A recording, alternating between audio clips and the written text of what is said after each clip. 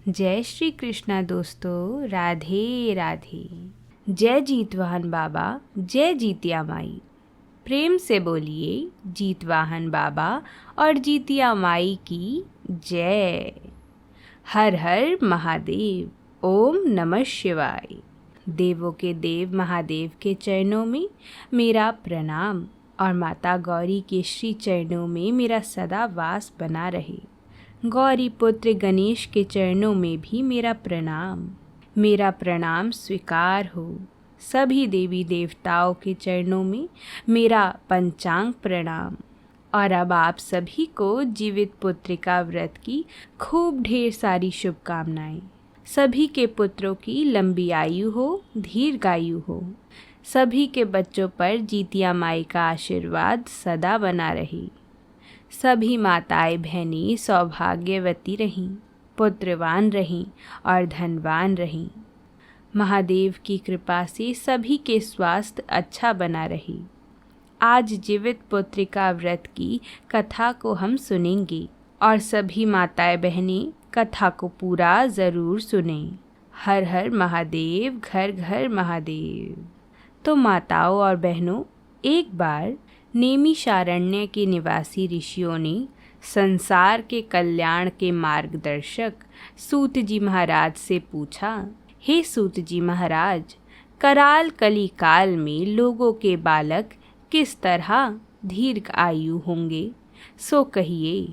सूत जी बोले, जब द्वापर का अंत और कलयुग का आरंभ था, उसी समय बहुत सी शोकाकुल स्त्रियों ने आपस में सलाह की कि क्या इस कली काल में माता के जीवित रहते पुत्र मर जाएंगे।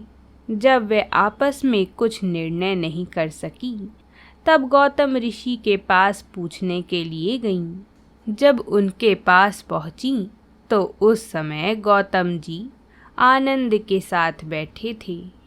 उनके सामने जाकर उन्होंने मस्तक को झुकाकर प्रणाम किया। उसके बाद स्त्रियों ने पूछा, हे प्रभु, इस कलयुग में लोगों के पुत्र किस तरह जीवित रहेंगे? इसके लिए कोई व्रत या तप हो तो कृपया करके हमें बताइए, ताकि हम सभी स्त्रियां उस व्रत को करके अपने पुत्रों की लंबी आयु के लिए प्रार्थना कर सकें। इस तरह उनकी बात सुनकर गौतम जी बोले, आपसे मैं वही बात कहूँगा जो मैंने पहले सुन रखी है। गौतम ऋषि ने कहा, जब महाभारत युद्ध का अंत हो गया और द्रोण पुत्र अश्वत्थामा के द्वारा अपने बेटों को मरा देखकर सब पांडव बड़े दुखी हुए थे, तो पुत्र के शोक से व्याकुल होकर द्रौपदी अपनी सखियों के साथ ब्राह्मण श्रेष्ठ धौम्य ऋषि के पास गईं और उसने धौम्य से कहा, हे प्रभु, कौन सा उपाय करने से बच्चे दीर्घ आयु हो सकते हैं? कृपया करके ठीक ठीक कहिए। धौम्य ऋषि बोले, सतयुग में सत्य वचन बोलने वाला, सत्य आचरण करने वाला समदर्शी जिमुतवाहन नामक एक राजा था। एक बार वह अपनी स्त्री के साथ अपनी ससुराल गया और वहीं रहने लगा। एक दिन बहुत तेज आंधी आई। रात के समय पुत्र के शोक से व्याकुल कोई स्त्री रोने लगी, क्योंकि वह अपने बेटे के दर्शन से निराश हो चुकी थी। उसका पुत्र मर चुका था।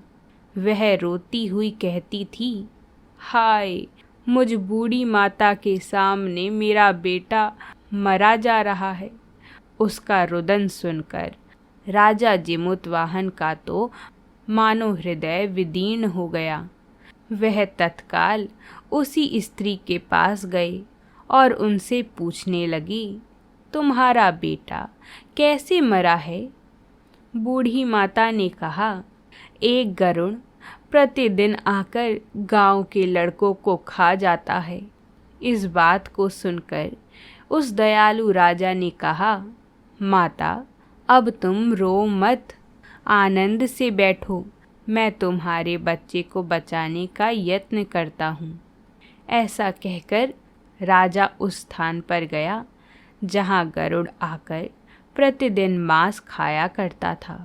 उसी समय गरुड़ भी उस पर टूट पड़ा और राजा के शरीर का मांस खाने लगा।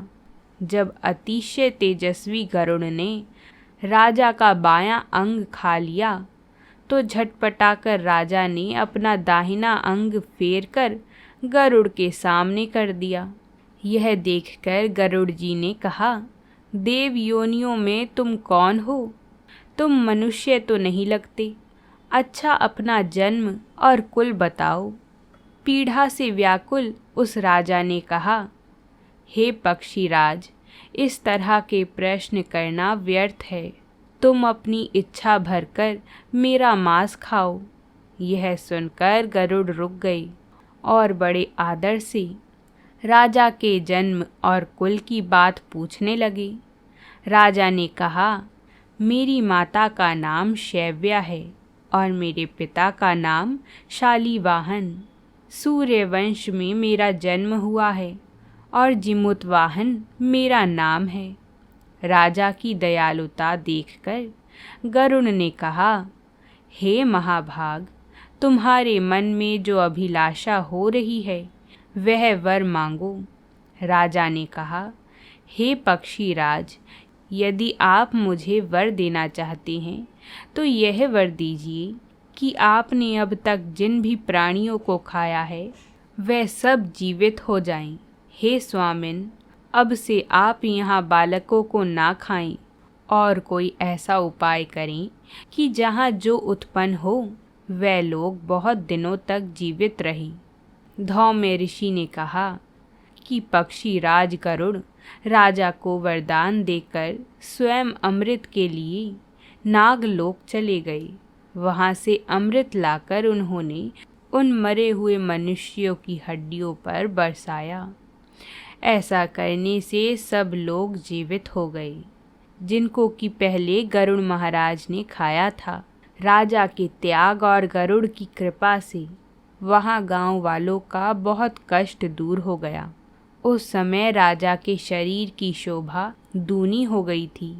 राजा की दयालुता देखकर गरुड़ ने भी कहा, मैं संसार के कल्याण के लिए एक और वरदान दूंगा।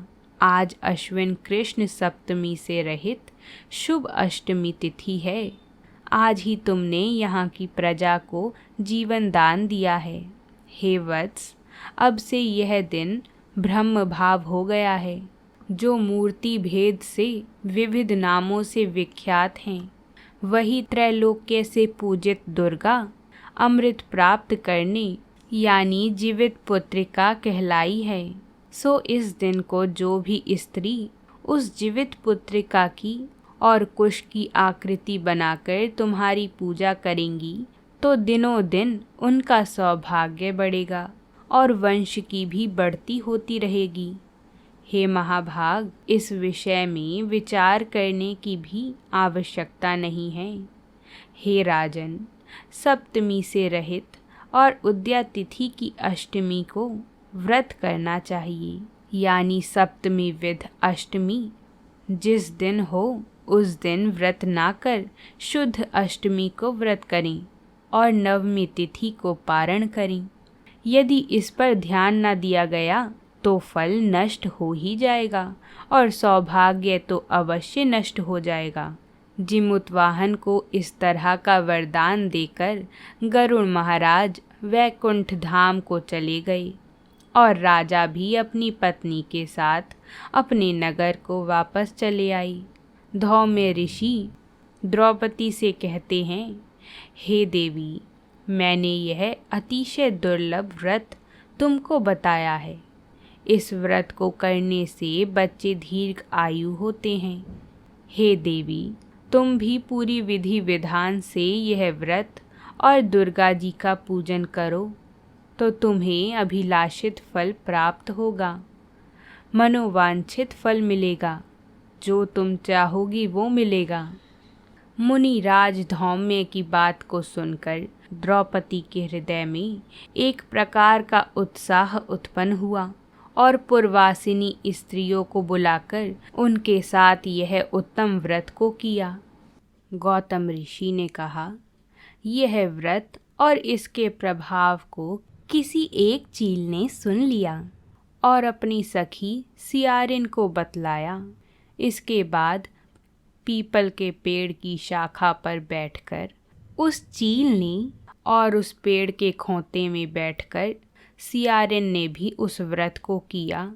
फिर वही चील किसी उत्तम ब्राह्मण के मुंह से यह कथा को सुन आई और पीपल के खोते में बैठी हुई अपनी सखी सियारिन को सुनाया। सियारिन ने आधी कथा सुनी थी कि तभी उसे भूख लग गई और वह उसी समय शव से भरे हुए शमशान में पहुंची। वहां उसने इच्छा भर मांस का भोजन किया और चील बिना कुछ खाए पिए रह गई। और तभी अगले दिन सवेरा हो गया। सवेरे सवेरे वह गौशाले में गई और वहां गौ का दूध पिया। इस तरह चील ने नवमी तिथि को उसने पारण किया। कुछ दिनों बाद वे दोनों मर गईं और अयोध्यापुरी में किसी धनी व्यापारी के घर में उन दोनों ने जन्म लिया। संयोग से उन दोनों का जन्म एक ही घर में हुआ था, जिसमें सियारिन बड़ी हुई और चिन्ही छोटी बहन। बड़ी बेटी का नाम कपूरावती रखा गया और छोटी बेटी का नाम शीलावती रखा गया। वे दोनों सभी शुभ लक्षणों से युक्त थीं। इसलिए बड़ी लड़की काशीराज के ब्याही गई और छोटी लड़की उसके मंत्री के साथ अग्नि के सामने विधि पूर्वक ब्याही गई। पूर्व जन्म के कर्म फलों से और भगवान जीवतवाहन के आशीर्वाद से और पूर्व जन्म की बातों को स्मरण करने वाली मंत्री की पत्नी ने अष्टवसुओं के समान तेजस्वी 8 बेटे उत्पन्न किए और सभी जीवित रह गए। किंतु कपूरावती के सभी बच्चे जन्म लेते ही मर जाते थे। अपनी बहन के पुत्रों को जीवित देखकर ईर्ष्यावश राजा की पत्नी रानी ने अपने स्वामी से कहा कि यदि तुम मुझे जीवित रखना चाहते हो तो उस मंत्री के भी पुत्रों को उसी जगह भेज दो जहाँ मेरे बेटे गए हैं, अर्थात उन्हें भी मार डालो। राजा ने यह बात सुनकर उस मंत्री के पुत्रों को मारने के लिए कई प्रकार की योजनाएं बनाईं, पर छोटी लड़की ने जीवित पुत्रिका के पुण्य बल से उन बालकों को बचा लिया।